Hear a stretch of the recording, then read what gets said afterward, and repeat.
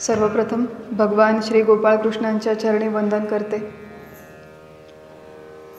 जगद्गुरू श्रीमद आदिशंकराचार्य आणि माऊली ज्ञानेश्वर महाराज यांना वंदन करते.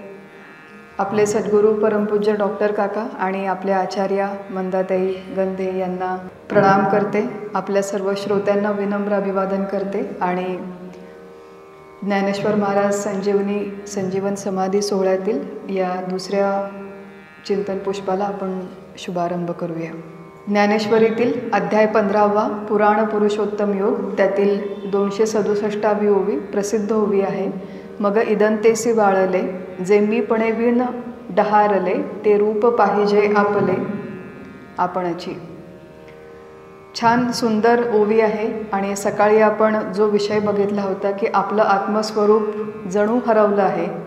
आत्मस्वरूप हरवलं आहे म्हणजे मला मी कोण आहे हे माहिती नाही.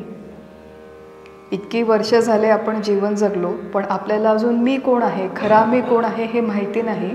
आणि खऱ्या मीचा शोध घ्यायचा असेल तर एक मार्ग, एक उपाय आपण सकाळी बघितला की संतांच्या सहवासात राहा. संतांच्या सहवासात राहा म्हणजे त्यांच्या चरित्राचा अभ्यास करा. शक्य असेल तर प्रत्यक्ष काही क्षण त्यांच्या सहवासात घालवा. आणि तिसरा म्हणजे त्यांच्या वाङ्मयाचा अभ्यास करा. याला म्हणतात संतांच्या सहवासात राहा. हा आत्मस्वरूपाच्या प्राप्तीचा एक उपाय आहे, एक मार्ग आहे. आणि जो दुसरा मार्ग आहे तो या आजच्या 15व्या अध्यायाच्या ओवीमध्ये बघितला की मग इदंतेसी वाळले जे मीपणे विण डहारले ते रूप पाहिजे आपले आपणची. ओवीचा अर्थ आहे की 15व्या अध्यायामध्ये मुख्यतः अश्वत्थ वृक्षाचं वर्णन आलेलं आहे. अश्वत्थ वृक्ष. ओवीचा अर्थ आहे की दृढमूल असलेल्या अश्वत्थ संसार वृक्षाला असंगत्वाने छेदून मग इदंते विण जे इदंतेसी वाळले. अश्वत्थ संसार वृक्षाला असंगत्वाने छेडून मग इदंता ज्याचे ठिकाणी अजिबात शिल्लक नाही, इदंतेसी वाळले मीपणे विण डहारले. मीपणा म्हणजे अहंता. जिथून अहंता पूर्णपणे निवृत्त झाली आहे, मीपणा पूर्णपणे निवृत्त झाला आहे, असं जे तत्व, इदंता निवृत्त झाली, अहंता देखील निवृत्त झाली, असं जे तत्व त्याला म्हणतात आत्मतत्व. ते रूप पाहिजे आपले आपणचे. इदंता वाळून गेलेली आहे आणि अहंतेचा देखील निराश झालेला आहे, असं जे तत्व त्याला म्हणतात आत्मतत्व. आणि ते रूप पाहिले पाहिजे आपणचे. अशा त्या आत्मस्वरूपाचा आपणच स्वतःहून प्रयत्नपूर्वक अनुभव घ्यावा. ही एक वैचारिक पद्धत आहे आणि या वैचारिक पद्धतीचा आपण विचार करूया. आत्मानुभवासाठी अनेक वेगवेगळे उपाय, अनेक वेगवेगळ्या प्रक्रिया आहेत. कुठल्याही एका मार्गाने गेलं म्हणजे आत्मानुभव येतो असं नाही. त्याच्यासाठी वेगवेगळ्या प्रकारे संतांनी आपल्याला मार्गदर्शन केलेलं आहे. संतांचा सहवास हा एक मार्ग आहे आणि त्याच्याबरोबर इदंता आणि अहंतेचा विचार करणं हा एक दुसरा मार्ग आहे. थोडेसे शास्त्रीय शब्द आहेत, आपण त्याला सोप्या भाषेत समजावून घेण्याचा प्रयत्न करूया. मग इदंतेसी वाळले जे मीपणे विण डहारले, असे पहिले 2 चरण आहेत. इदंतामध्ये मूळ शब्द आहे इदम. इदम शब्दाचा अर्थ आहे हा, ही आणि हे. संस्कृत शब्द आहे मूळ, पण आपण समजावून घेऊया. इदम म्हणजे हा किंवा ही किंवा हे. हा टेबल, ही खुर्ची, हे स्टेज, ही पाण्याची बाटली. हा, ही, हे अशा शब्दांनी आपण ज्या ज्या गोष्टींकडे निर्देश करतो त्या सगळ्या वस्तूंना म्हणतात इदंतेचे विषय. ज्या गोष्टींकडे, ज्या पदार्थांकडे आपण बोट दाखवू शकतो, निर्देश करू शकतो, हा चंद्र, तो सूर्य, अशा प्रकारे आपण ज्या पदार्थांबद्दल बोलू शकतो. हा माझा मुलगा, हे माझं घर, ही माझी मुलगी, हा माझा फोन. ज्या ज्या वस्तूंकडे आपण निर्देश करू शकतो त्याला म्हणतात इदंतेचे विषय. आणि हा, ही, हे जे शब्द आहेत त्याला म्हणतात इदम. इदमतेच्या बरोबरच अजून एक दुसरा शब्द आहे, त्याला म्हणतात तत्ता. तो या ओवीमध्ये नाही आहे. इदंता आणि तत्ता. तत्ता म्हणजे ते, अशा पद्धतीने बोट दाखवणं. हा, ही, हे ही एक बोट दाखवण्याची पद्धत आहे. आणि तो, ती, ते ही बोट दाखवण्याची दुसरी पद्धत, निर्देश करण्याची दुसरी पद्धत आहे. त्याला म्हणतात तत्ता. हा ही हे असं म्हणो किंवा तो ती ते असं म्हणो, हे शब्द वापरून, ही सर्वनामं वापरून आपण ज्या ज्या पदार्थांचा निर्देश करतो त्या सगळ्यांना इदंतेचे विषय म्हणतात. खरं म्हणजे मूळ संकल्पना अगदी सोपी आहे की ज्या ज्या गोष्टींकडे आपण बोट दाखवतो, पण ती थोडीशी इथे शास्त्रीय भाषेत मांडलेली आहे. आणि दुसरं म्हटलेलं आहे की अहंता. आपण जेव्हा या जगामध्ये व्यवहार करतो तेव्हा 2 पद्धतीने व्यवहार करतो. हा ही हे असं पदार्थांविषयी बोलतो, किंवा मी, माझं, ही मी, हा माझा देह, ही माझी पर्स, हे माझे कागद, हा माझा फोन, असं म्हणून बऱ्याचदा आपण माझं माझं म्हणून या पदार्थांना म्हणतो आणि बऱ्याचदा मी आणि माझं म्हणून या देहासंबंधी आपण बोलतो. ओवीच्या संदर्भाने विचार करताना आपण जे स्वतःचा देह सोडून जे सगळे पदार्थ आहेत ते इदंतेचे विषय आहेत किंवा तत्तेचे विषय आहेत असं मानूया, आणि स्वतःच्या देहासंबंधी आपण जे काही भाषण करतो तो अहंतेचा विषय आहे असं आपण मानूया. अहंता म्हणजे मी आणि माझा देह, माझा देह म्हणजे मी असं मला वाटतं. ओवीमध्ये असं म्हणतायत की मग इदंतेसी वाळले जे मीपणे वीण डहारले. मग इदंतेसी वाळले म्हणजे असा एक तत्व आहे की जिथेही इदंता पूर्णपणे वाळून गेलेली आहे. वाळून गेली म्हणजे काय झालं बघा, पावसाळ्याच्या दिवसांमध्ये खूप पाणी पडतं रस्त्यावरती आणि रस्ते ओले गच्च होतात. 3-4 तास ते रस्ते ओले राहतात. थोड्या वेळाने प्रखर सूर्यप्रकाश पडतो आणि मग आपण काय म्हणतो, रस्त्यावरचं पाणी वाळून गेलं. वाळून गेलं म्हणजे आता अजिबात शिल्लक राहिलं नाही. एखादी गोष्ट जेव्हा अजिबात शिल्लक राहत नाही त्याला आपण म्हणतो ती वाळून गेली. तसं इथे इदंता वाळून गेली म्हणजे असं एक तत्व आहे की जिथे इदंता आणि इदंतेचे विषय अजिबात शिल्लक राहिले नाही. अशा प्रकारे त्या तत्वामध्ये ही खुर्ची, हा टेबल असा वेगवेगळ्या प्रकारे भेद मानून निर्देश करता येत नाही, बोट दाखवता येत नाही असं ते तत्व आहे. त्याला शास्त्राच्या भाषेत म्हणतात अनिर्देश्य. निर्देश म्हणजे खूण करणे, बोट दाखवणे, आणि अनिर्देश्य. विष्णू सहस्रनाम नावाची एक नामावली आहे भगवंताची. दक्षिणेमध्ये तिचं बरंच प्रस्थ आहे. बरेच लोक आपण इथे जसं हरिपाठाचा पाठ करतो तसं विष्णू सहस्रनाम, भगवंताची 1000 नामं त्याचं तिथे पाठ केले जातात. त्याच्यामध्ये अनिर्देश्य वपुः म्हणजे ज्या भगवंताकडे आपण बोट दाखवू शकत नाही, निर्देश करू शकत नाही, असा तो खरा विष्णू, असं ते खरं विष्णूचं रूप आहे असं म्हटलं जातं. त्यामुळे असं एक तत्व आहे की जिथे इदंता आणि इदंतेचे विषय अजिबात शिल्लक नाहीत. आणि दुसरं अहंता, मीपणे वीण डहारले. डहारले म्हणजे ज्या तत्वाला बहार आला. फार सुंदर शब्द आहे बघा, की आपण म्हणतो एखाद्या बागेमध्ये जातो, बागेमध्ये म्हणतो की किती छान फुलं आहेत, फुलांना बहार आलेलं आहे, झाडांना वृक्षांना बहार आलेला आहे, म्हणजे छान फुललेली आहेत फुलं सगळी. तर हे जे तत्व आहे तिथे मीपणा म्हणजे अहंता, अहंकार अजिबात नसल्यामुळे त्या तत्वाला बहार आलाय जणू, अशी आपल्या माऊलींनी एक कवी कल्पना केलेली आहे. खरं खरं त्या तत्वामध्ये बहार येत नाही, परंतु त्या तत्वाचा जेव्हा अनुभव येतो तेव्हा जणू बहार आल्यावरती आपल्याला जसा आनंद होतो तसा आनंद आत्मानंदाच्या ठिकाणी आहे, आत्मानुभूतीच्या ठिकाणी आहे. परंतु असा आत्मानुभूतीचा आनंद उपभोगण्यासाठी आधी इदंतेचा निराश व्हावा लागतो आणि अहंतेचा देखील निराश व्हावा लागतो. आणि इदंता वाळवायची आणि मीपणा घालवायचा म्हणजे नेमकं काय करायचं याचा आपण एक थोडासा वैचारिक प्रक्रिया आहेत त्याचा वेगवेगळ्या पद्धतीने समजावून घेण्याचा अभ्यास करण्याचा प्रयत्न करू. शास्त्रीय शब्द जरी असले तरी ते आपण सोप्या भाषेमध्ये समजावून घेऊ शकतो. आणि एक लक्षात घेऊया की या सगळ्या प्रक्रियांचा, या सगळ्या विचारांचा आपल्या सगळ्यांच्या दैनंदिन जीवनाशी अगदी थेट संबंध आहे. एक मुख्य जो या ओवीमध्ये धागा आहे, थीम आहे, ते म्हटले की हे रूप पाहिजे आपले आपणची. आपण स्वतः हे आपलं रूप पाहिलं पाहिजे. जिथे इदंता देखील नाही आणि जिथे अहंता देखील नाही ते आपलं रूप आपण स्वतः बघितलं पाहिजे. म्हणजे आपले स्वतःचे प्रयत्न तिथे अपेक्षित आहेत, आपली साधना तिथे अपेक्षित आहे. परमार्थामध्ये काय होतं की एक प्रकारे आपला खूप जास्त देवावरती विश्वास असतो, तो असायला हवा, देवावर श्रद्धा हवी, सद्गुरूंवर श्रद्धा हवी.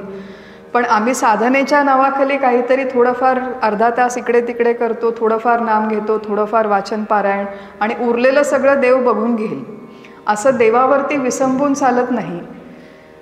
त्याच्यासाठी आपण आधी नेटानी नेमानी अत्यंत प्रयत्नपूर्वक विचार करावा लागतो, अभ्यास करावा लागतो, साधना करावी लागते. स्वप्रयत्नांचं फार महत्त्व आहे. आम्हाला असं वाटतं की आमचे सद्गुरू परमपूज्य डॉक्टर काका ते इथे यावेत, त्यांनी दर्शन द्यावं, मी त्यांच्या पायावर डोकं टेकवावं, त्यांनी असा हात समोर माझ्या ठेवावा आणि त्यांच्या हाताच्या मधून एक प्रकाश येऊन तो माझ्या डोक्यामध्ये जाईल आणि मग माझं आयुष्य सगळं बदलून जाईल चमत्काराने.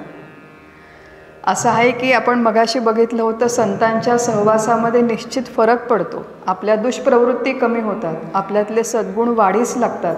परंतु प्रत्यक्ष आत्मानुभवासाठी अशी संतांची कृपा होण्याच्या आधी फार मोठ्या स्तरावर स्वतःचे प्रयत्न अपेक्षित आहेत. ते सुद्धा अंधारामध्ये हातपाय मारणं अशा प्रकारचे प्रयत्न नाही, तर नेमके आणि नेटके प्रयत्न अपेक्षित आहेत. इदंता म्हणजे काय, इदंतेचे विषय म्हणजे काय, अहंता म्हणजे काय, किती वेगवेगळ्या प्रकारे माझा अहंकार या जीवनात काम करतो, या सगळ्या संकल्पना समजावून घेणं ही माझी जबाबदारी आहे, ही माझी मेहनत आहेत, हे माझे कष्ट आहेत.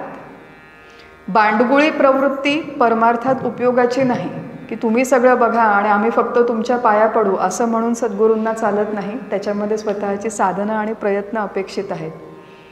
एक छोटासा मुलगा असतो, थोडासा मंदबुद्धी असतो आणि त्या मुलाचे आईबाबा एक दिवस गावाला जातात. घरामध्ये वीज नसते, अंधार खोलीमध्ये खूप मोठा अंधार, गडद अंधार पडलेला आहे. त्या अंधाराला घालवायचं, कसं घालवायचं मुलाला कळत नाही. मग त्याला वाटतं आपण आता अंधाराला कापून काढू, कात्रीने करा म्हणजे मग तो फाटेल आणि मग निघून जाईल. कात्रीने अंधार कापायचा प्रयत्न करतो, अंधार जात नाही. मग त्याला वाटतं आपण आता याला काठीने बदडून काढू म्हणजे ह्या खिडकीतून पळत जाईल. मग काठीने मारून बघतो हवेमध्ये इकडे तिकडे, तरी अंधार पळून जात नाही. असं वेगवेगळ्या पद्धतीने प्रयत्न करतो, पण अंधाराचा निराश काही होत नाही. थोड्या वेळाने आईबाबा घरी येतात, म्हणतात की अरे छोटीशी गोष्ट, एक मेणबत्ती लावून आण आणि अंधार निघून जाईल. त्यामुळे असं काठीने अंधारामध्ये कितीही मारलं तरी तो अंधार निवृत्त होणार नाही. तसं आपल्या जीवनातलं जे अज्ञान आहे ते आपोआप निवृत्त होणार नाही. त्याच्यासाठी प्रयत्न, आणि ते सुद्धा व्यवस्थित नेमके समजून उमजून प्रयत्न करणं आवश्यक आहे. त्याच्यासाठी सद्गुरू, त्याच्यासाठी संत, त्याच्यासाठी ग्रंथ आणि त्याच्यासाठी हे मार्गदर्शन. इदंता, ज्या ज्या विषयांकडे, ज्या ज्या वस्तूंकडे आपण हा, ही, हे अशा प्रकारे निर्देश करू शकतो ते सगळे इदंतेचे विषय आहेत. आणि या सगळ्या विषयांच्या मध्ये आपली खूप गुंतवणूक आहे. आपला सगळा व्यवहार हा इदंतेमध्येच चालतो. सकाळी उठल्यापासून हा चहा, हे पाणी, हा गॅस, हे माझं नामस्मरण, ही माझी साधना, परमार्थातले व्यवहार असो वा प्रपंचातले असो, ते सगळे इदंतेचे विषय आहेत. आणि हे इदंतेचे विषय वाळणं, वाळून जाणं, निशेष, त्याच्यामध्ये अजिबात काहीही शेष न उरणं, याच्यासाठी कशा प्रकारे विचार करायचा. तर एक सुंदर विचार आहे. आपले सद्गुरू परमपूज्य डॉक्टर काका सांगतात की इदंतेचे सगळे विषय हे हातातून निसटून जाणारे आहेत. हा विचार प्रत्येक साधकाने सातत्याने करायचा. समुद्राच्या किनारी आपण गेलो आणि तिथली रेत हातामध्ये पकडली, कितीही घट्ट पकडून ठेवण्याचा प्रयत्न केला तरी त्याचा उपयोग, परिणाम काय होतो? ती सगळी रेत, सगळी वाळू हातातून गळून पडते खाली. तसे इदंतेचे जेवढे विषय आहेत ते आपण कितीही घट्ट पकडून ठेवण्याचा प्रयत्न केला तरी ते हातातून निसटून जाणारे आहेत. त्यातला एकही विषय आपल्याजवळ कायम टिकणारा नाही. ही एक वैचारिक पद्धत आहे आणि प्रत्येक वेळेस व्यवहार करताना सातत्याने हा विचार आपण साधक म्हणून करायचा. अशा पद्धतीने विचार करत गेलो तर आपली त्यातली गुंतवणूक कमी होईल. इदंतेचे जे विषय आहेत त्याची फार मोठी व्याप्ती आहेत.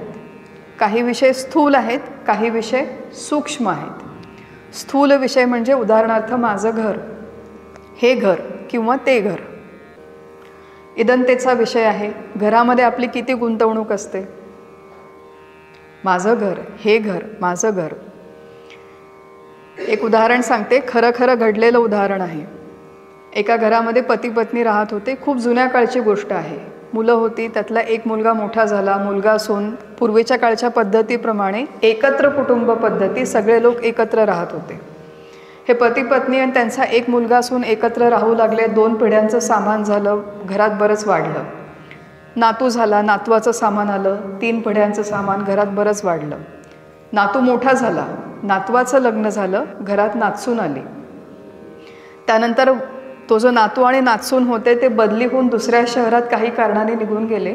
2-4 वर्ष दुसऱ्या शहरात राहून काही कारणाने त्यांना आपल्या मूळ गावी परत यावं लागलं. आता त्या घरामध्ये ते आजी आजोबा, त्यांचा संसार, त्यांची भांडी, त्यांचं सामान, मग ते आई बाबा, त्यांचा संसार, त्यांचं सामान, आता ही नवीन 3री पिढी आली, त्यांचं सामान, त्या नातवाला देखील मुलगा झाला, पंटू झाला, त्या पंटूचं सामान, 4-4 पिढ्यांचं सामान त्या घरामध्ये. ती जी नवीन पिढी घरामध्ये आली ती असं म्हणते आपल्या सासूबाईंना, आपल्या आजी सासूबाईंना की आता जुनं सामान आपण थोडंसं काढून टाकू, आम्हाला नवीन सामान ठेवायला जागा हवी आहे. पण त्या आजी सासूबाई ज्या होत्या, पणजी जी होती, त्यांचं अजिबात त्या सामानातून लक्ष निघत नाही. एक भांडं देखील विकू द्यायला तयार नाही, हलवायचं नाही, देऊन टाकायचं नाही, विकायचं नाही. ही जुनी भांडी आम्ही फार मेहनतीने कमावलेली, ही जशीच्या तशी राहिली पाहिजेत. अशा प्रकारे जुनी पिढी जेव्हा त्या वस्तूंना, जुनी पिढी काय नवीन पिढी काय, प्रत्येक पिढी ज्या वस्तूंना चिकटते ते विषय बदलतात. पण असं घरातल्या वस्तूंना जर आपण चिकटून बसलो तर त्या इदंतेच्या विषयांच्यामध्ये आपली फार मोठी गुंतवणूक आहे. ही गुंतवणूक जोपर्यंत कमी होत नाही तोपर्यंत ते रूप पाहिजे आपले आपणची हे होणं कधीही शक्य नाही. मग आपण प्रामाणिक विचार करून हे ओळखावं की माझी गुंतवणूक कुठे आहे. माझी कदाचित स्वयंपाकघरात नसेल, भांड्यात नसेल, पण दुसऱ्या कुठल्या कपड्यात असेल, वस्तूत असेल, माणसांमध्ये असेल. हे झाले स्थूल विषय. आणि काही आहेत सूक्ष्म विषय. आपल्याला जी स्वप्न पडतात, इदंतेचा विषय, ते स्वप्न, हे स्वप्न, आपल्या ज्या जुन्या भूतकाळातल्या आठवणी, स्मृती, त्या स्मृतींना आपण चिकटून बसतो. माझी भूतकाळातली ही आठवण, 20-20 वर्ष झाले, 50-50 वर्ष झाले आपण आठवणींना चिकटून बसतो. आणि आपल्या विशेषतः जो वयाचा उत्तरार्ध येईल तसं आपलं एक स्वभावाचं वैशिष्ट्य आहे. आपल्या घरातली जी नवीन पिढीतली मुलं असतात त्यांना आपण वारंवार आपल्या जुन्या काळच्या आठवणी उगाळून सांगतो. आमच्या काळात असं नव्हतं बरं का. आमच्या काळामध्ये वीज नव्हती, आमच्या घरात फ्रीज नव्हता, आमच्या घरात TV नव्हता, आमच्याकडे इंटरनेट नव्हतं. रोज संध्याकाळी आम्ही बसून शुभंकरोती म्हणायचो. या कुठल्या आठवणी 50 वर्षांपूर्वीच्या. हे आपण कोणाला सांगतो? नवीन पिढीला. एकदा सांगितल्या ठीक आहे, 2दा सांगितल्या ठीक आहे. रोज उठून आपण आपल्या भूतकाळातल्या आठवणी उगाळत असू आणि नवीन पिढीला सांगत असू, याचा अर्थ आपला अजून भूतकाळाचा संग गेलेला नाही, त्या आठवणींचा संग गेलेला नाही. आणि इदंता आपली अजून सुटलेली नाही. त्या इदंतेच्या विषयांमध्ये आपण अजून अडकून पडलेलो आहोत. त्यामुळे भूतकाळातल्या आठवणी, स्वप्न पडलेली, एखादं स्वप्न पडतं ते खूप छान असतं, किती दिवस आठवत बसायचं. एखादं स्वप्न खूप भयावह असतं, भीती वाटते आपल्याला, किती दिवस आठवत बसायचं. मनातले विचार, मनातल्या भावना, 10-20 वर्षांपूर्वी माझा कोणीतरी अपमान केला, तो अपमान चिकटून बसले, किती दिवस चिकटून बसायचं. इदंतेचे हे जे सगळे विषय आहेत ते त्या समुद्राच्या वाळूप्रमाणे, रेतीप्रमाणे आहेत. जितका आपण त्यांना चिकटून बसायचा प्रयत्न करू तेवढे ते सगळे विषय एक ना एक दिवस आपल्या हातातून निसटून जाणारे आहेत. हे जर वेळेमध्ये आपण ओळखलं नाही आणि त्यांना चिकटून बसलो तर एक दिवस अशी परिस्थिती येईल की हा देह हा सुद्धा इदंतेचाच विषय आहे, पण आपण तो अहंतेमध्ये विचार करणार आहोत. हा जाण्याची वेळ येईल, पण आपल्याला आपल्या आत्मस्वरूपाची अनुभूती येणार नाही. आणि आत्मस्वरूपाची अनुभूती आलं नाही तर मग आपलं हे जे काही चालू आहे इदंता, म्हणजे हा परमार्थ आपला जो काही चालू आहे त्याचा विशेष उपयोग होणार नाही. त्यामुळे आत्मानुभव येण्यासाठी सगळ्यात पहिल्यांदा हा विचार करायचा की आपले जे काही स्थूल आणि सूक्ष्म विषय, जिथे आपली गुंतवणूक आहे, जिथे आपण अडकून पडलेलो आहोत, ते सगळे आगमापायीन आहेत. थोडे शास्त्रीय शब्द वापरणारे अधूनमधून. आगम म्हणजे येणारे, अपायीन म्हणजे जाणारे. सगळे हे जे विषय ज्याला आपण हा ही हे म्हणून संबोधन करतो ते येणारे जाणारे आहेत, टिकणारे नाहीत. म्हणून वैचारिक स्तरावर त्याच्यातली जी आपली गुंतवणूक आहे ती हळूहळू कमी करायची. इदंता वाळवण्याचा हा एक उपाय आहे. इदंता वाळवणे म्हणजे काय आपण बघितलं होतं की इदंता शिल्लक न राहणे. आणि इदंता शिल्लक न राहणे म्हणजे हे जे काही सगळे विषय आहेत त्यांच्यामध्ये असलेली आपली गुंतवणूक कमी होणे. बघा, आपण सगळे प्रापंचिक लोक आहोत, त्यामुळे हे जग आणि हा संसार सोडून आपण कुठेही जाऊ शकणार नाही. आपण काही हिमालयात जाणार नाही. आपलं घर, तिथले लोक, संसार, प्रपंच, व्यवसाय, जाणं येणं हे सगळं जसं आहे तसंच कायम राहणार आहे. परंतु या प्रपंचात राहत असताना देखील याच्यामधून निवृत्त होण्याची कला थोडी थोडी आपल्याला जमली पाहिजे या सगळ्या विचारमंथनातून. दुसरा एक विषय आहे इदंतेमधली आपली गुंतवणूक कमी करण्यासाठी दुसरा एक उपाय आहे. प्रत्येक मनुष्याने जो स्वतःला साधक म्हणवतो, माऊलींचा भक्त म्हणवतो, काही काळ का होईना जीवनातला आपल्या दिवसातला एकांत सेवन करावं. एकांत सेवन हा खूप विचार करण्याचा शब्द आहे.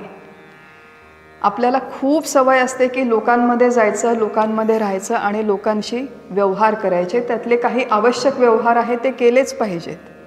परंतु प्रत्येक दिवसाचा काही काळ हा विचारपूर्वक एकांत सेवन केला पाहिजे. एकांतचा पहिला अर्थ आहे की शरीराने एकांतात राहणं, की जिथे कुठलेही लोक नाहीत, फारशी वर्दळ नाही, असा एक दिवसाचा काळ, अशी एखादी जागा शोधावी आणि तिथे शांतपणे कुठलीही हालचाल न करता किमान 10-20 मिनिट तरी शांत एकाग्र होण्याचा, बसण्याचा प्रयत्न करावा. शरीराने एकांतात जाणं, शरीराने एकटं राहणं हा एकांताचा केवळ एक स्तर आहे.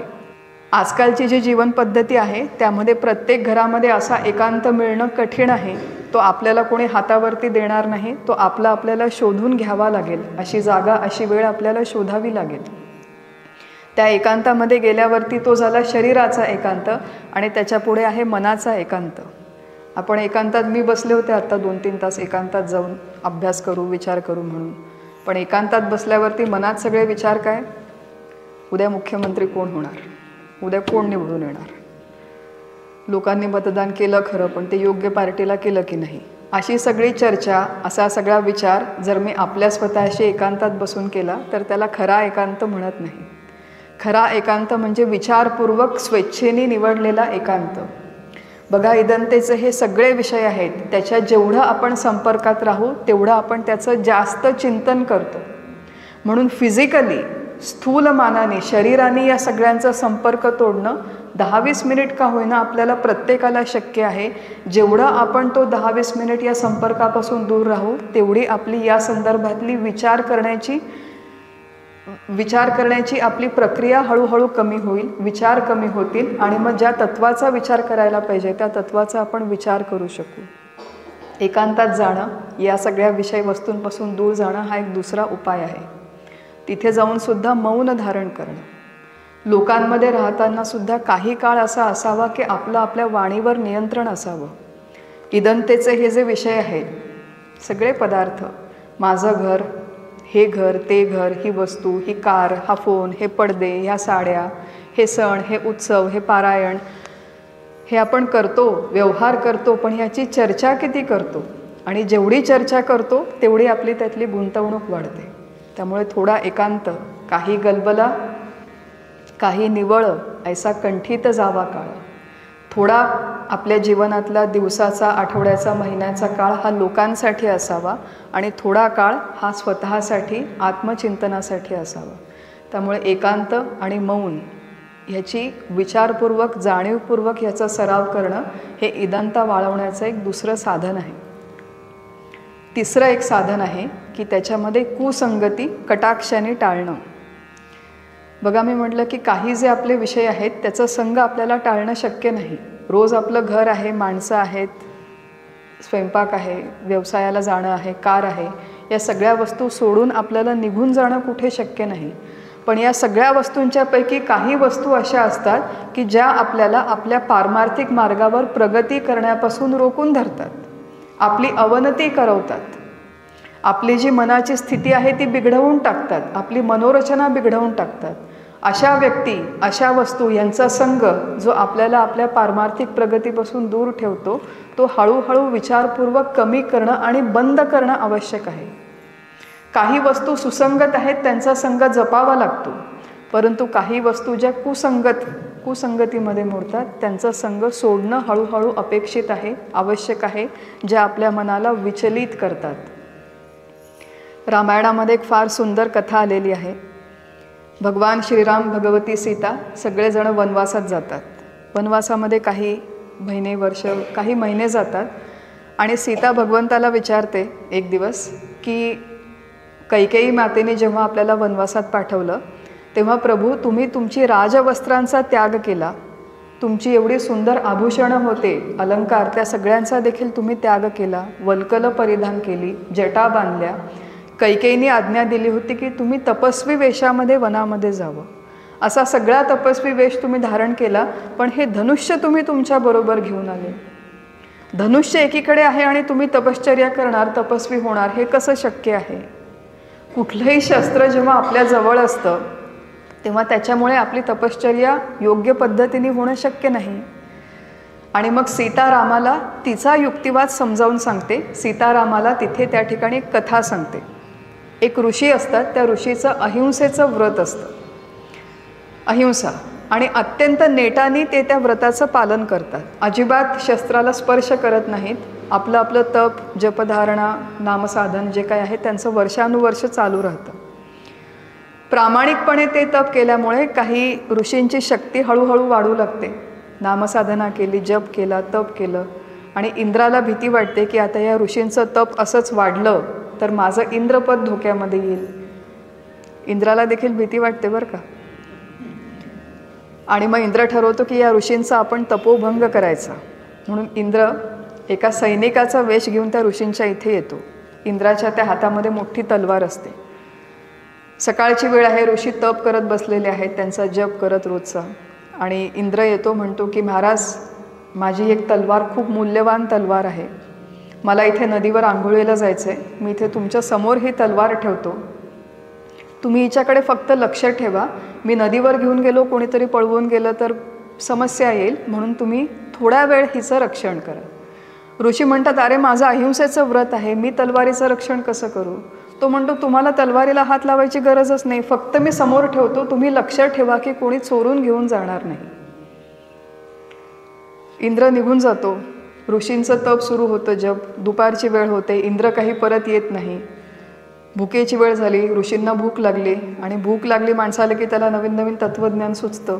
तसं ऋषींनाही सुचलं की आता ठीक आहे बुवा, ही एवढी मोठी तलवार, मूल्यवान तलवार आहे, मी स्पर्श करायचा नाही असं ठरवलं होतं, पण आता सैनिक तर वापस आला नाही, मी एक काम करतो, माझ्याकडे एक वल्कल आहे, त्या वल्कलीच्या मदतीने मी या तलवारीला उचलतो, म्हणजे माझा प्रत्यक्ष स्पर्श होणार नाही. आणि त्या वल्कलीच्या मदतीने ऋषी अनेक वर्ष अहिंसेचं व्रत ज्यांनी सांभाळलं आहे ते ती तलवार उचलतात.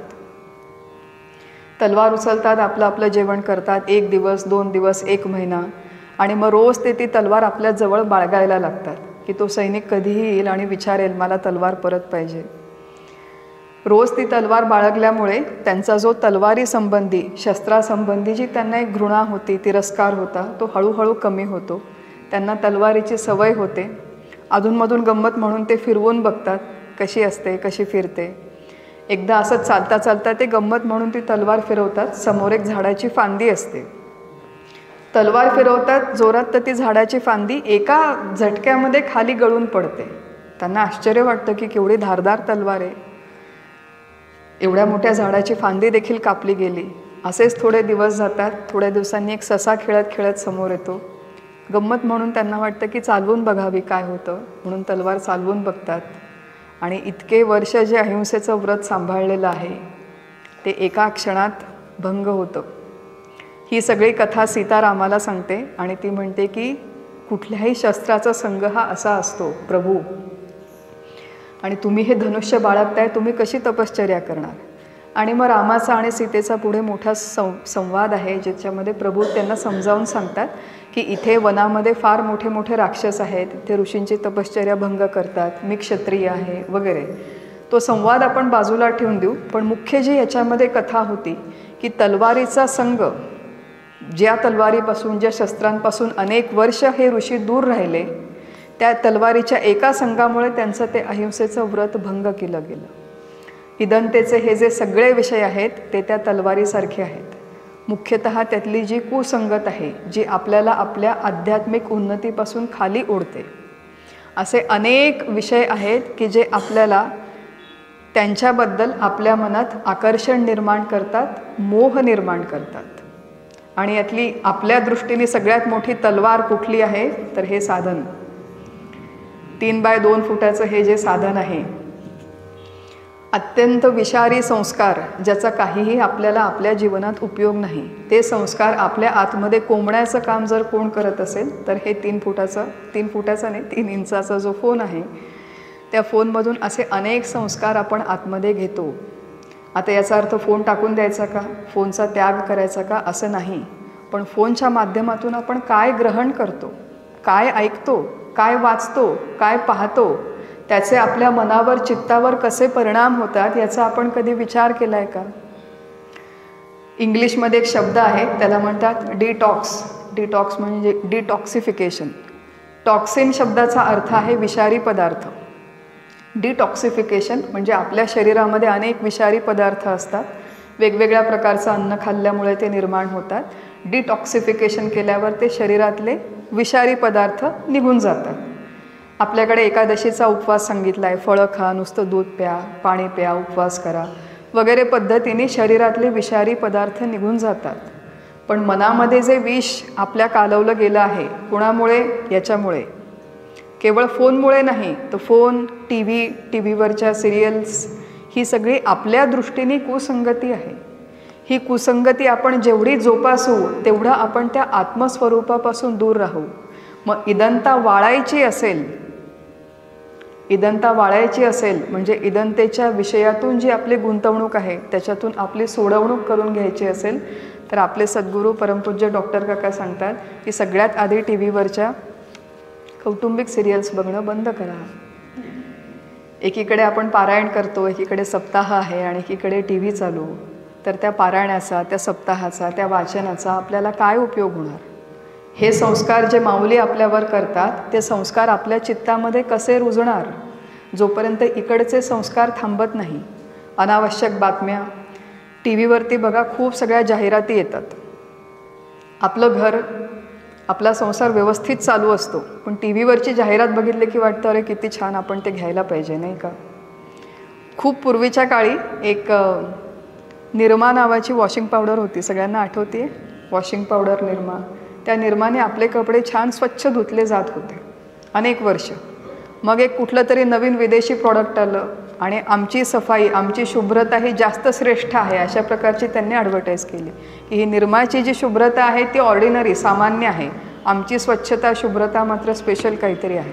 मग आपण लगेच निर्मा सोडून दिला, आता नवीन पावडर आणली. मग आपण हे पडदे नको, ते पाहिजे. टीव्हीवरच्या जाहिराती जेवढ्या बघू तेवढे ते इदंतेचे विषय आपल्या आतमध्ये जास्त रुजतात. त्या जाहिरातींचं मुळात उद्दिष्टच हे आहे की एका मिनिटामध्ये त्या प्रॉडक्टचं महत्त्व आपल्याला पटवून देणं आणि ते प्रॉडक्ट आपल्याला घ्यावंसं वाटणं, ही जी सगळी प्रक्रिया आहे ती त्या जाहिरातीची प्रक्रिया आहे. त्याच्यासाठीच त्या जाहिराती डिझाईन केल्या गेलेल्या आहेत. त्यामुळे आपल्या दृष्टीने हे जे विषारी पदार्थ कुसंगत आहेत त्याला विचारपूर्वक टाळावं. खरंच जर आपल्याला या परमार्थामध्ये प्रगती करायची असेल, खरंच जर आपल्याला या इदंतेच्या विषयांपासून स्वतःला दूर ठेवायचं असेल तर मग ही कुसंगत टाळणं आवश्यक आहे. वेगवेगळ्या प्रकारे विचार करू शकतो. मग इदंतेसी वाळले जे मीपणे वीण डहारले. इदंता म्हणजे हा, ही, हे, ज्या ज्या पदार्थांकडे आपण निर्देश करू शकतो त्या संदर्भात आपण थोडासा विचार केला. आता अहंतेच्या संदर्भात थोडासा विचार करू. जे आत्मतत्व आहे तिथे इदंता नाही आणि अहंता देखील नाही. थोडेसे शास्त्रीय शब्द अधूनमधून वापरूया. या आत्मतत्वाचं वर्णन करताना पंचदशीमध्ये एक सुंदर शब्द आलेला आहे, त्याला म्हणतात एकमेवाद्वितीय. सगळ्यांनी ऐकलेला शब्द आहे एकमेवाद्वितीय. एकम म्हणजे हे आत्मतत्व केवळ एक आहे.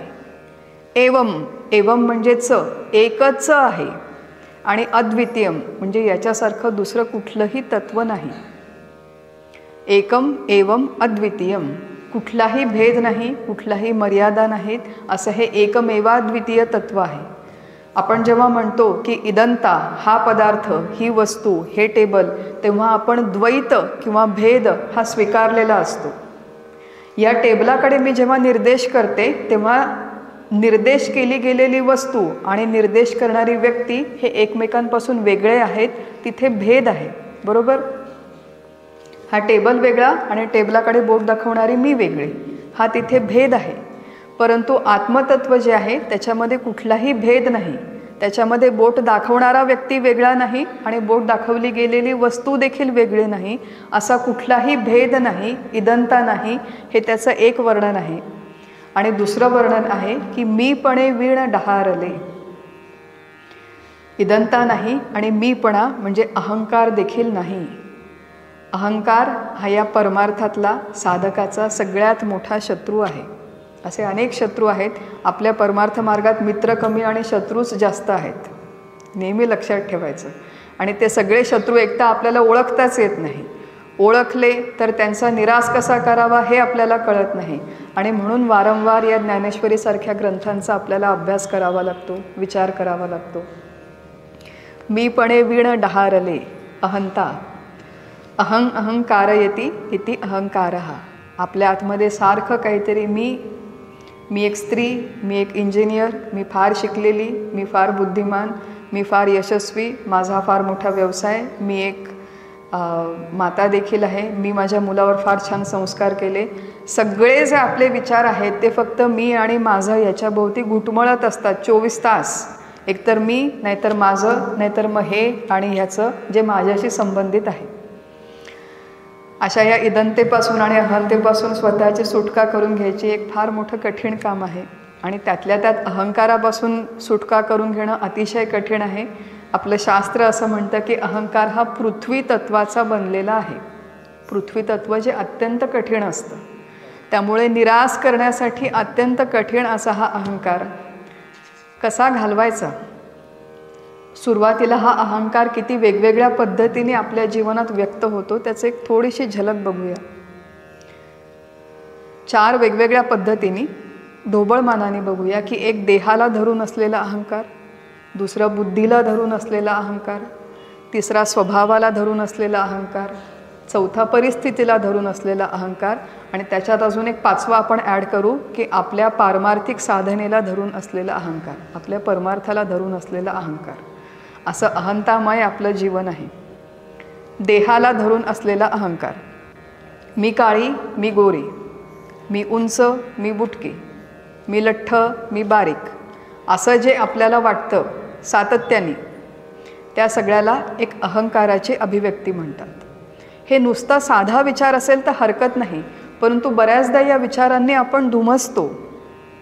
बघा, अहंकाराचे नेहमी 2 प्रकार असतात. त्याला एकाला म्हणतात सुपेरियॉरिटी कॉम्प्लेक्स. सुपेरियॉरिटी कॉम्प्लेक्स म्हणजे मी कोणापेक्षा तरी श्रेष्ठ आहे असं वाटणं. आणि दुसरं आहे इन्फेरियॉरिटी कॉम्प्लेक्स, म्हणजे मी कोणापेक्षा तरी कमी आहे असं वाटणं. दोन्ही अहंकार आहेत, हे फार लक्षात ठेवण्याची गोष्ट आहे. सहसा आपण काय करतो की तो माणूस काय समजतो हो स्वतःला, नेहमी तोऱ्यातच असतो. मी फार सुंदर असं जेव्हा मला वाटतं तो अहंकार आहे. पण मी फार कुरूप, बघा ना ती माझी बहीण किती गोरी आहे पण मी का बरं अशी काळी, असं जेव्हा आपल्याला वाटतं ते मी काळी आहे वाटणं हा देखील अहंकारच आहे. तो किती सुंदर, मी किती कुरूप, मी कुरूप हे वाटणं हा देखील अहंकारच आहे. त्यामुळे स्वतःला कमी लेखणं आणि स्वतःला जास्त लेखणं या दोन्हीही अहंकाराच्या अभिव्यक्ती आहेत. आणि जो साधक आहे त्याने अहंतेचं निर्मूलन करण्यासाठी कमी वाटणं आणि जास्त वाटणं, दुसऱ्यांशी तुलना करणं हे कटाक्षाने थांबवण्याची आवश्यकता आहे. देहाला धरून असलेला अहंकार. दुसरा आहे बुद्धीला धरून असलेला अहंकार. तीच गोष्ट, मी फार बुद्धिमान, मी फार हुशार, मला किती छान बोलता येतं, मला किती छान लेख लिहिता येतात, माझ्यासारखं प्रवचन कीर्तन दुसरं कोणीच करत नाही असं वाटणं हा देखील अहंकार. आणि काय हो, इतकी वर्ष झाले मला अजून 1 तास देखील 4 वाक्य देखील बोलता येत नाही, एवढा मी प्रयत्न करते, काही माझ्या लक्षात राहत नाही असं वाटणं हा देखील अहंकार. मी बुद्धिमान, मी कमी बुद्धीची, मी हुशार, मी मठ्ठ, हे सगळे अहंकाराच्या अभिव्यक्ती आहेत. आत्मा नावाचं तत्व एकमेवाद्वितीय, त्याला बुद्धी नाही, ते आत्मा नावाचं तत्व निर्बुद्ध आहे. म्हणजे व्यवहाराच्या दृष्टीने जे निर्बुद्ध मठ्ठ लोक असतात तसा आत्मा नाही, तर आत्म्याच्या ठिकाणी मन, बुद्धी, चित्त, अहंकार ही संकल्पनाच नाही. अमन, अप्राण असं त्याचं वर्णन केलं गेलेलं आहे.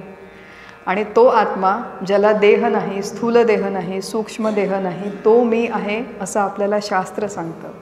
आणि तो मी आहे हा अनुभव घेण्यासाठी आपली बुद्धीला धरून असलेली जी अहंता आहे, व्यवहारामध्ये बुद्धी असावी, हुशार असावं, चतुर असावं माणसाने, भोळेपणा असू नये व्यवहारामध्ये, परंतु त्या बुद्धीचा अहंकार नसावा, त्या बुद्धीने धुमसणं नसावं.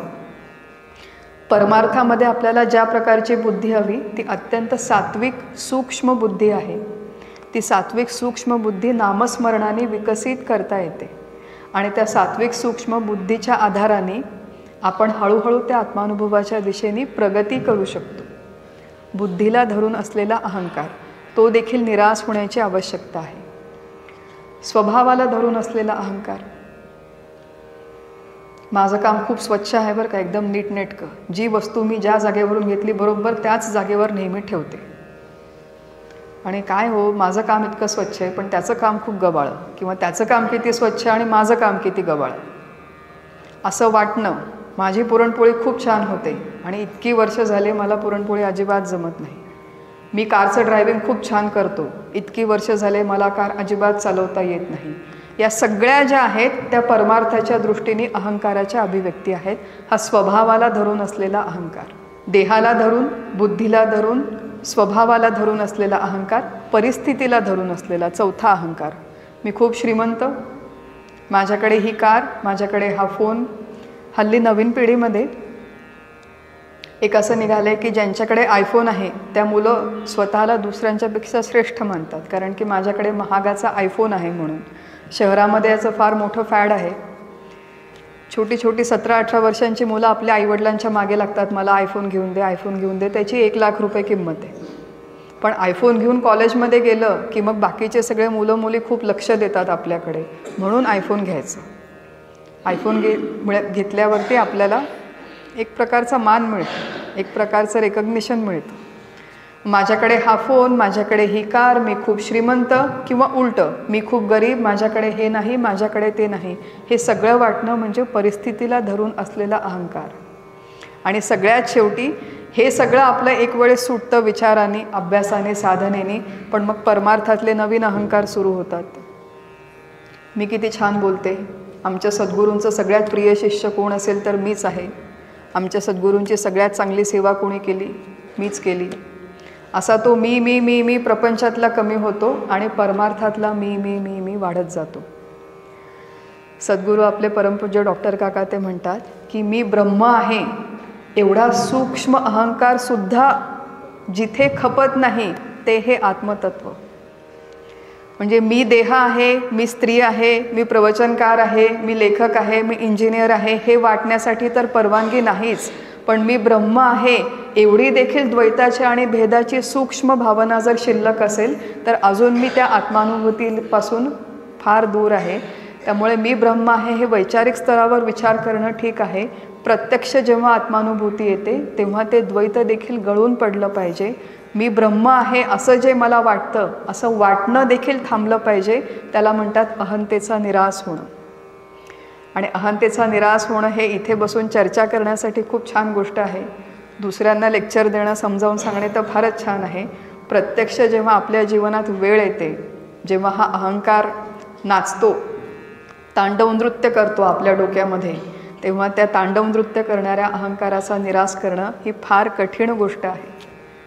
आणि या अहंकाराचा निराश करण्यासाठी आपण थोड्या काही प्रक्रिया बघू आणि मग आपलं हे चिंतन थांबवू. इदंतेचा निराश करण्यासाठी आपण ज्या 2-3 प्रक्रिया बघितल्या त्याच्यामध्ये एक मुख्य गोष्ट होती की इदंतेचे सगळे विषय हे तात्कालिक आहेत, आगमापायीन म्हणजे येणारे जाणारे आहेत असा सातत्याने विचार करावा. इदंतेचे जे सगळे विषय आहेत त्याच्यापासून निवृत्त होऊन थोडा काळ तरी एकांतात बसण्याची स्वतःला सवय लावून घ्यावी. इदंतेच्या विषयांविषयी अनावश्यक चर्चा करू नये, मौन बाळगावं आणि कुसंगतीपासून स्वतःला कटाक्षाने दूर ठेवावं. हे इदंता वाळवण्यासाठीचे उपाय. आणि आता अहंता कमी करण्यासाठीचे उपाय, त्याच्यामध्ये एक सगळ्यात महत्त्वाचा उपाय ती म्हणजे सेवा करणं. आपल्याकडे तद्विधी प्रणिपातेन परिप्रश्नेन सेवया असं भगवद्गीतेमध्ये भगवंतांनी सांगितलेलं आहे की सेवा करा. कशा पद्धतीने? ज्या पद्धतीने जमेल त्या पद्धतीने सेवा करा. तनुमनु जीवे. तनानी करा, मनानी करा, धनानी करा, कुठल्या तरी पद्धतीने सेवा करा. कोणाची करा? भगवंताची, सद्गुरूंची, किंवा एखाद्या मंदिरामध्ये, संस्थेमध्ये जिथे ज्या पद्धतीची शक्य आहे त्या पद्धतीची सेवा करा, प्रणिपात करा. भगवंतांना, सद्गुरूंना, आपल्यापेक्षा मोठ्या एखाद्या आध्यात्मिक अधिकार असलेल्या संत महात्म्यांच्याकडे आपण जातो, त्यांची सेवा करतो. त्या सेवेच्या माध्यमातून आपला अहंकार लय होण्याची एक फार मोठी व्यवस्था आपल्या शास्त्राने करून ठेवलेली आहे. सद्गुरूंची, भगवंताची सेवा करतो तेव्हा बऱ्याचदा असं होतं की आपल्याला न आवडणारी कामं आपल्याला तिथे जाऊन करावी लागतात. घरी मी म्हणते अहो मला ते झाडू वगैरे करायला आवडत नाही, बाई ठेवली आम्ही घरी, ती करते बाई झाडू वगैरे. तिथे गेल्यावरती आपण जेव्हा झाडू मारतो आपल्या सद्गुरूंच्या घरी, त्यांच्या संस्थेमध्ये, तेव्हा एक प्रकारे आपला तो जो अहंकार आणि तोरा असतो तो कमी होण्यासाठी मदत होते.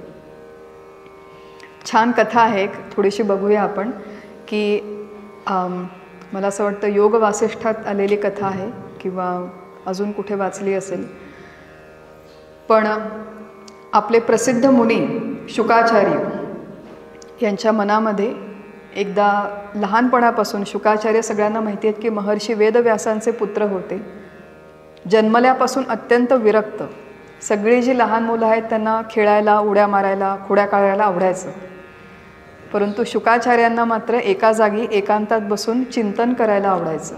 आपल्या पिताजींचे, त्यांचे जे ग्रंथ होते त्या ग्रंथाचं वाचन करायचे.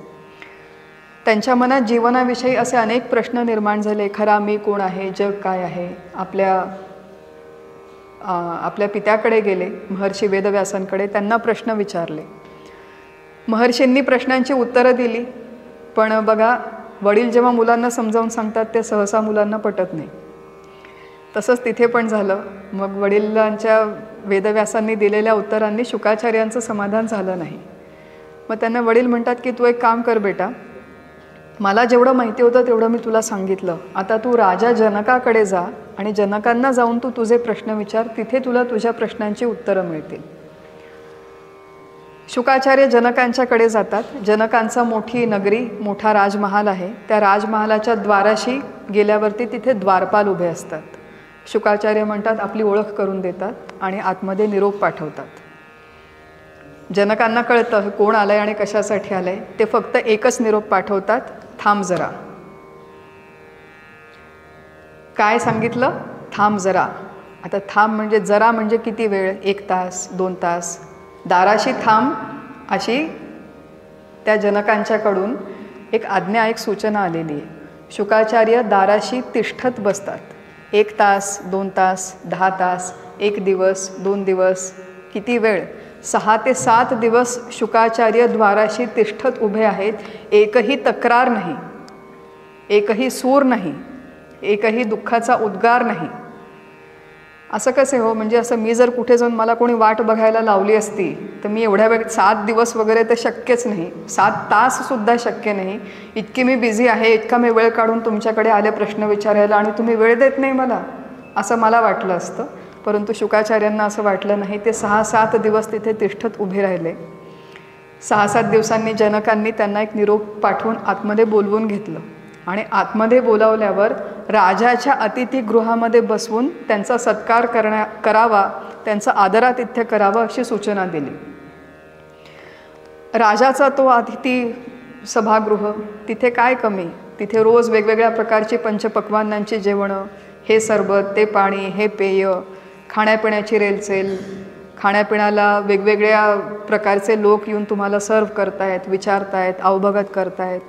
उत्तमोत्तम भोग, उत्तमोत्तम रेलचेल. तिथे 5-7 दिवस गेले.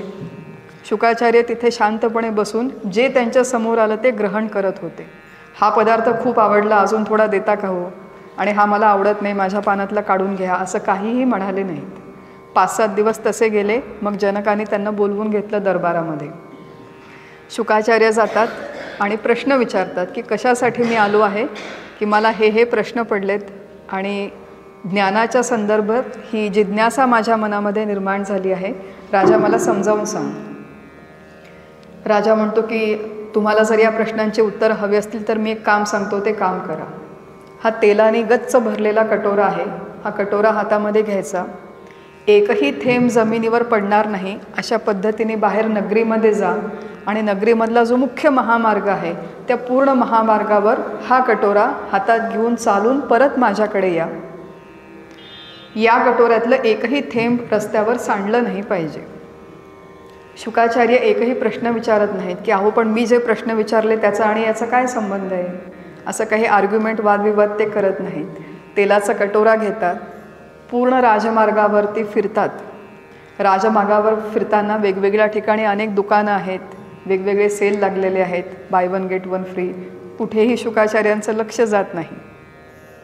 वेगवेगळे लोक आहेत, कोणी छान गाणे म्हणतायत, कोणी भांडणं करतायत, कुठेही शुकाचार्यांचं लक्ष नाही. छान बागा लागल्या, वेगवेगळी फुलं फुललेली आहेत, कचरा आहे, कुठेही शुकाचार्यांचं लक्ष नाही. अत्यंत एकाग्रतेने तो कटोरा आपल्या हातामध्ये घेऊन पूर्ण राजमार्गावरती फिरून परत येतात. आणि आता जनक म्हणतात की शुकाचार्या, आता तू तयार आहेस आणि आता मी तुला तुझ्या प्रश्नांची उत्तरं देतो. सुरुवातीला जेव्हा 5-7 दिवस बाहेर तिष्ठत ठेवलं तेव्हा त्यांची उपेक्षा केली, त्यांच्याकडे दुर्लक्ष केलं. जेव्हा राजमहालात बोलवलं तेव्हा अनेकानेक भोग त्यांच्या वाट्याला येतील याची व्यवस्था केली. राजमार्गावर पाठवलं तेव्हा अनेक प्रकारची डिस्ट्रॅक्शन्स ज्याला आपण म्हणतो ती आहेत. तेव्हा तो एकाग्र होऊ शकतो का? विचलित करणारे आजूबाजूला विषय असताना हा विचलित होतो का एकाग्र राहतो? अशा सगळ्या परीक्षा गुरु करतात आणि त्याच्यानंतर आपल्याला ज्ञान प्रदान करतात. आपण जेव्हा सेवा करायला जातो आपल्या सद्गुरूंच्याकडे, भगवंतांच्याकडे, संस्थेकडे, एखाद्या उत्सवामध्ये, तेव्हा अशा सगळ्या प्रकारे आपली परीक्षा होत असते. बघा, प्रत्येक वेळेस काही गुरु किंवा भगवंत आपल्यासमोर देहधारी रूपाने असतील असं आवश्यक नाही आहे. पण कुठल्या ना कुठल्या रूपाने ते येतात आणि कुठल्या ना कुठल्या रूपाने आपली परीक्षा होते. आणि आपली तयारी किती आहे हे त्यांना बरोबर कळतं. ते समोर नसले तरी त्यांना कळतं की यांची तयारी कितपत आहे. आणि ही तयारी जोपर्यंत होत नाही, हा अहंकार अभिमान या सेवेच्या माध्यमातून जोपर्यंत गळून पडत नाही, तोपर्यंत खऱ्या अर्थाने तो साधक आत्मानुभूतीसाठी तयार होत नाही. जे इदंतेसी वाळले मग इदंतेसी वाळले, जे मीपणे विण डहारले. त्या मीपणे वाचून जर आपल्या जीवनाला, आपल्या साधनेला, आपल्या आत्मानुभूतीला बहार यायचा असेल तर अशा प्रकारे कुठेतरी जाऊन मन लावून कुठलीही अपेक्षा न करता सेवा करावी. शरीराने करावी, मनाने करावी, धनाने करावी, सातत्याने करावी. कुठपर्यंत करावी? जोपर्यंत आपला तोरा कमी होत नाही तोपर्यंत ही सेवा करावी. अशा प्रकारे निष्काम सेवा करणं हा अहंता कमी करण्याचा एक उपाय आहे. अहंता कमी करण्याचा दुसरा उपाय म्हणजे नामस्मरण. कुठलंही काम सुरू करताना ते काम सुरू करण्याच्या आधी, काम संपल्यावर लगेच आणि शक्य असेल तर काम करताना आपण जर सातत्याने नामस्मरण केलं, नामानुसंधानात राहिलो तर आपोआप ते काम भगवंताच्या चरणी अर्पण होतं, ईश्वरार्पण होतं. एरवी काय होतं की ते काम सुरू करण्याच्या आधी आणि नंतर आपल्या मनात इतके भाकड विचार असतात की आता माझं प्रवचन आहे, बघा मी केवढी तयारी केली, केवढा अभ्यास केला, केवढ्या नोट्स काढल्या, मग आता माझं प्रवचन किती छान झालं. हे आधी आणि नंतरचे आपले विचार. त्याच्यापेक्षा आधी पण रामकृष्ण हरी म्हणलं आणि नंतर पण रामकृष्ण हरी म्हणलं तर मधल्या वेळात जे काही झालं ते सगळं भगवंताच्या चरणी अर्पण होतं. त्या कर्माच्या संदर्भात आपल्या मनात कुठलाही कर्तृत्वाचा अभिमान, अनावश्यक अभिमान उत्पन्न होत नाही. एक आपले सद्गुरू आहेत परमपूज्य डॉक्टर काका, त्यांनी एक खूप छान शब्द वापरला होता की अशा प्रकारे कर्म करताना आणि भोग भोगताना ईश्वराला त्याच्यामध्ये आणायचं. भोग जर आपल्या वाट्याला आले, चांगले किंवा वाईट, तर मध्ये ईश्वराला बसवायचं मनानेच आणि त्याला म्हणायचं तू भोग. प्रत्यक्ष भोग आपणच भोगतो, पण तो ईश्वराला अर्पण करायचं की हा तू भोग. हे काम चालू आहे पण हे तुझ्या इच्छेने चालू आहे, तुझ्या नियोजनाने चालू आहे. तू मला ही सामग्री दिली, तू ही बुद्धी दिली, तू हा देह दिला, तू हा वेळ दिला, तू ही विचार करण्याची क्षमता दिली म्हणून हे सगळं चालू आहे. तू जर नसतं दिलं तर यातलं काहीच चालू नसलं असतं. साधा स्वयंपाक करताना आपल्या मनामध्ये किती वेळेस विचार येतात, मी इतका छान स्वयंपाक केला पण आमच्या घरात कोणाला कौतुकच नाही, कोणी म्हणत देखील नाही आमच्याकडे. असे सगळे विचार न करता स्वयंपाकाच्या आधी नंतर मध्यभागी जर आपण नामानुसंधानात राहिलो तर ते कर्म आणि भोग भोगताना ते सगळे भोग ईश्वराच्या चरणी अर्पण होतात आणि मग त्याचा आपल्याला लेप लागत नाही आणि त्या माध्यमातून आपली अहंता हळूहळू कमी होण्यासाठी मदत होते. मग इदंतेसी वाळले जे मीपणे वीण डहारले.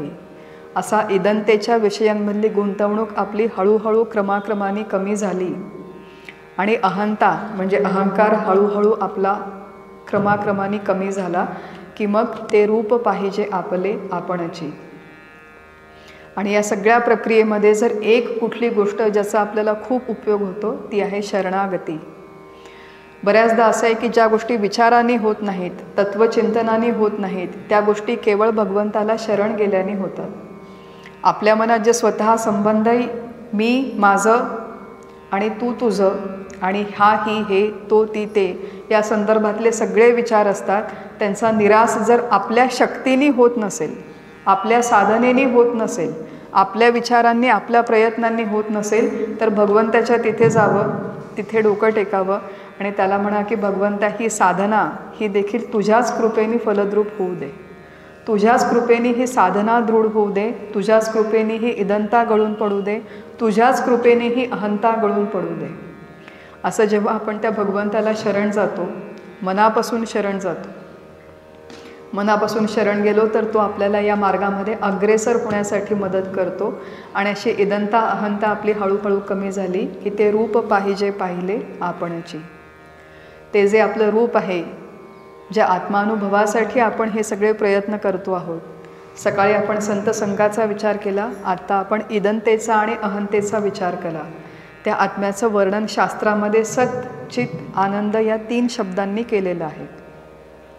हे सगळे शब्द आणि त्याचे अर्थ आपल्याला पाठ झाले पाहिजेत, ऐकून ऐकून. इतका तो संस्कार आपण स्वतःवर करून घेतला पाहिजे. सत शब्दाचा अर्थ आहे निरपेक्ष अस्तित्व, चित शब्दाचा अर्थ आहे निरपेक्ष ज्ञान आणि आनंद शब्दाचा अर्थ आहे निरपेक्ष सुख. सगळ्यात पहिल्यांदा जेव्हा हे शब्द आम्ही ऐकले होते, आपल्या सद्गुरूंनी समजावून सांगितले होते, आम्हाला काहीच कळलं नव्हतं आणि आमचे चेहरे बघून सद्गुरू म्हणाले की आत्ता फक्त ऐकून ठेवा, एक दिवस हे सगळं कळायला लागेल. असं आहे की हे सगळं ऐकून ठेवायचं, हा संस्कार आपल्या चित्तावर करून घ्यायचा आणि सद्गुरूंच्या शब्दांवर श्रद्धा ठेवायची की एक दिवस हे क्लिक होईल, एक दिवस हे सगळं कळायला लागेल.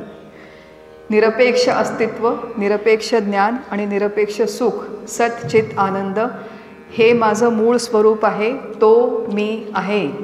सहा अहम सोहम साधना जेव्हा आपण करतो तेव्हा अशा प्रकारे सच्चिदानंद परमात्मा, ज्याला कुठलीही मर्यादा नाही, ज्याच्यावर कुठलंही बंधन नाही, जो कशानेही बांधला गेलेला नाही, तो मी आहे, अशा प्रकारचा विचार करण्याची आपली क्षमता हळूहळू विकसित होते आणि ती विकसित होण्यासाठी आपली इदंता आणि अहंता हळूहळू क्रमाक्रमाने विचारांनी कमी होणं, क्षीण होणं अपेक्षित आहे.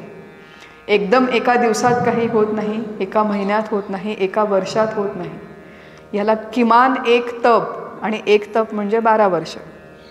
12 वर्ष आपण अशी अखंड साधना केली, विचार केला, नामसाधना असो अथवा वैचारिक साधना असो, तर हळूहळू त्याची आपल्याला फळं दिसायला लागतात. आणि म्हणून या सप्ताहाच्या माध्यमातून हे जे चिंतन होतं ते आपण आत्मसात करून तशा पद्धतीने साधना करण्याचा, विचार करण्याचा प्रयत्न करूया.